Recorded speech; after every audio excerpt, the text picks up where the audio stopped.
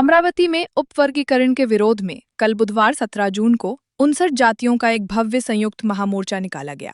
आरक्षण विरोधी नीतियों के खिलाफ ये विशाल मोर्चा डॉक्टर बाबा साहेब अम्बेडकर चौक से शुरू होकर सीधे जिलाधिकारी कार्यालय पहुंचा।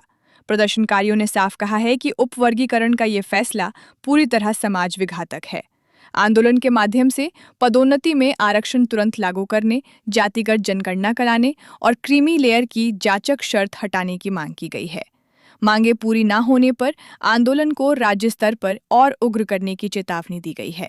हर बड़ी अपडेट के लिए देखते रहिए सत्कार न्यूज 24। अमरावती जिल्ह्यातील तमाम आंबेडकरी जनतेच्या आंबेडकरी विचाराच्या जनतेच्या वतीनं हा उपवर्गीय जो काही सरकारनं घाट घातला, उपवर्गीकरणाचा जो आरक्षणामध्ये घाट घातला तो हाणून पाडण्यासाठी हा मुद्दा होता, जो शासनाला फुले आंबेडकरी विचाराच्या शासन असताना आणि ज्यामुळे ज्या उपवर्गीकरणामुळे जातीजाती खेळ निर्माण होईल हा असा निर्णय आहे। आम्ही हा हाणून पाडण्याचा निश्चित प्रयत्न करण्यासाठी हा आंबेडकरी जनतेनं आयोजित केलेला मोर्चा उपवर्गीकरण विरोधात भव्य मोर्चा निघाला आहे। शांततेत हा मोर्चा पार पडला आहे, काय सांगा, काय मागणी आहे? उपवर्गीकरणाच्या संदर्भात आजचा हा मोर्चा होता, किंबहुना उपवर्गीकरणाच्या विरोधात हा मोर्चा होता। 1 ऑगस्ट 2024 रोजी सुप्रीम कोर्टाने निकाल दिला, उपवर्गीकरणाचा निकाल दिला, एवढंच सांगण्यात आलं आहे। परंतु त्या निकालामध्ये असे म्हटलं की ज्या राज्यामध्ये आवश्यकता असेल त्याच राज्यामध्ये उपवर्गीकरण करण्यात यावं। त्याच्यामुळे त्या निकालाचा विपर्यास करण्यात आला। महाराष्ट्राच्या बाहेर जे काही 2 काँग्रेसचे राज्य आहेत त्या काँग्रेसच्या राज्यामध्ये उपवर्गीकरण सुरू करण्यात आलं आहे, परंतु या राज्यामध्ये, महाराष्ट्र राज्यामध्ये उपवर्गीकरणाची काही गरज नाही।